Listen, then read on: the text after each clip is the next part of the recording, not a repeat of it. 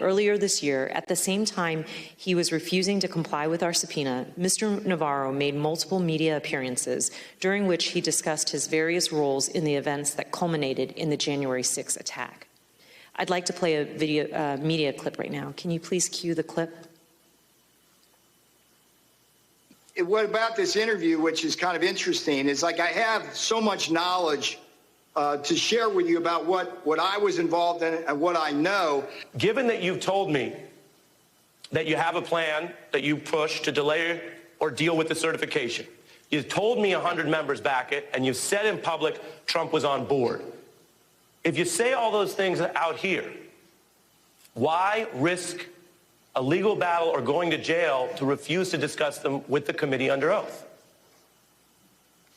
Because I have a loyalty to the Constitution and a loyalty to the president. The president has invoked executive privilege in this matter. It's not my authority to revoke that privilege. You say it's not your privilege to waive, but let's look the law. at how often you've waived it. Let's look at some of the news you've made on these topics. Take a look. Former Trump advisor Peter Navarro is spilling the beans. We had over 100 congressmen and senators on Capitol Hill ready to implement the sweep. Peter Navarro. Right? The boss tells Pence to take my friggin' call. Navarro tells Rolling Stone it was about sending the votes back. Most or all of those states would decertify the election. How do you expect people to take seriously your claim that this is secret and privileged when you've been out there talking about it? And when you and Bannon said the committee's dog wouldn't bark, they were afraid of you and the report, it seems now, Peter, like the dog has barked. Thank you. He has so much knowledge to share with a journalist, but he refuses to share that knowledge in response to a lawful subpoena. Evidently, Mr. Navarro is only concerned with executive privilege, with keeping certain matters confidential when it's convenient for him. We have just watched the bipartisan House committee investigating the January 6th insurrection vote to move forward with a contempt referral. Moments ago, the hearing wrapped up as committee members voted unanimously to hold former White House Deputy Communications Director Dan Scavino and former Trump trade advisor Peter Navarro in contempt after both men refused to comply with committee subpoenas.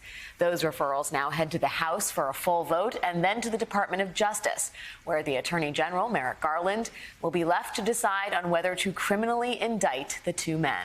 Ari Melber is chief legal correspondent for MSNBC and host of The Beat with Ari Melber, and he joins me now. Ari, video of your interviews with Peter Navarro was just shown in that committee hearing. Part of the reason that was done was to basically tear apart Mr. Navarro's defense that somehow these correspondences, these documents are shielded by executive privilege. Tell us why it's meaningful that Peter Navarro went on your program to talk about what role he played with Mr. Trump in the January 6th insurrection. Well, it was definitely striking. You and I were sitting here. We had no advance notice. We don't know what they're going to introduce. The report that came out today had a brief footnote. But here we saw, as you mentioned, evidence offered. And among the evidence, it's what Peter Navarro has said in public.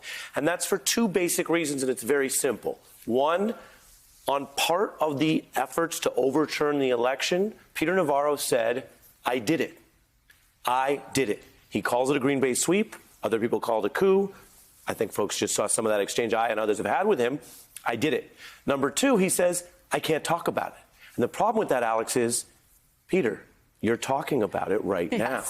And he has all of the legal rights that are afforded to people, including the possible claims of privilege. But as your question alludes to it, those were shredded by, among other people and reasons, first and foremost, Peter Navarro, because you break your own privilege if you say something so privileged you can't discuss it, and then you release it to the public. That's true whether you do it in an interview, as he did, or in writings, which he also did. And one more point I'll make, because we were just watching that, they both showed some of what Peter Navarro said that was basically confessing. Yeah. But they also showed our exchange where I said to Mr. Navarro, respectfully, you do understand that by talking about it this much, you've broken privilege, and we played those clips. So here we had almost that looking through the looking glass, and then watching that back, and the committee watching it.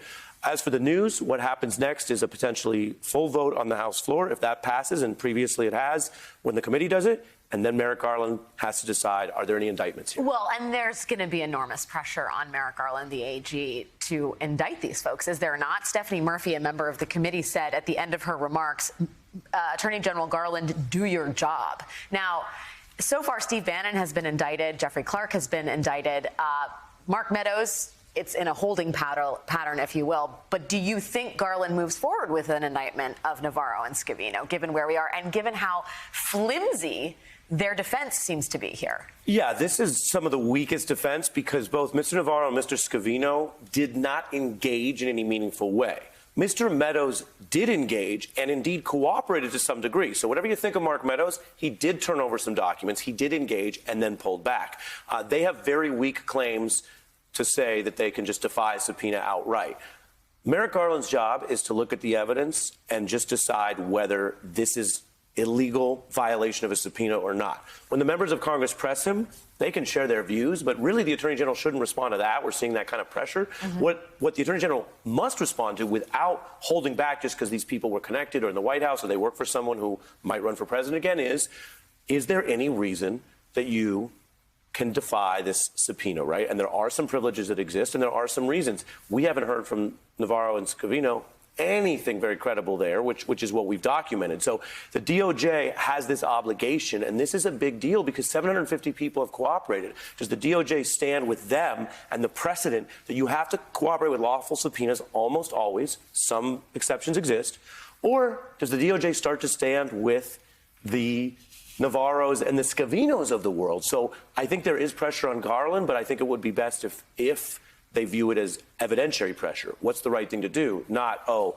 politicians want this or that. Well, I mean, and the executive privilege claim. Benny Thompson, the chair of the committee, said at one point, Peter Navarro is not president, right? Like, you don't get to claim that, Peter Navarro. True. And you guys were both employed by the American taxpayer. You don't get to plan a coup as part of your work on behalf of the American taxpayer. You know, we know, partially because we've watched your television program, what Peter Navarro's role is to some extent, right? He's told us what it is, the Green Bay sweep. But Dan Scavino may have been privy to some really important details. Among them, and this was cited in the hearing today, Scavino monitored pro-Trump social media in the days and months leading up to the January 6th insurrection. And it's notable that on, December 19th, 2020, the same day that Trump tweeted, big protest in D.C., January 6th, be there, it will be wild. On that same day, users of the Donald.win, which is a website for Trump supporters, began sharing specific techniques, tactics, and procedures for an assault on the Capitol. Communications included information on how to use a flagpole as a weapon, how to smuggle firearms into D.C., measurements for a guillotine, and maps of the tunnel systems under the Capitol building. We have poured through some of the communications, the evidence that we've been privy to in the course of the investigation into January 6th. This is stuff that happened on January 6th, flagpoles being used as weapons, people armed with tunnels. And so Dan Scavino, what he knew, what he saw in advance of January 6th, that seems like critical information for their investigation. That's very important, and it goes to the culpability potentially inside the White House and among people about what was being planned. There was a crime spree at the Capitol. There was an insurrection. There's an indicted sedition. Everyone's presumed legally innocent, but there's a sedition conspiracy case.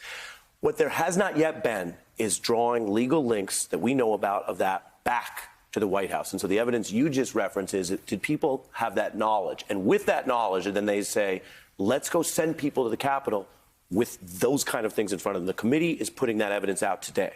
And the president tweeting, it will be wild, be there January 6th. Ari Melber, it is always good to see you. You're a principal player in this saga as of right now. Well, probably predating now because of your interviews with Peter Navarro. Always good to see you, my friend. Thank you for having me on a big news night.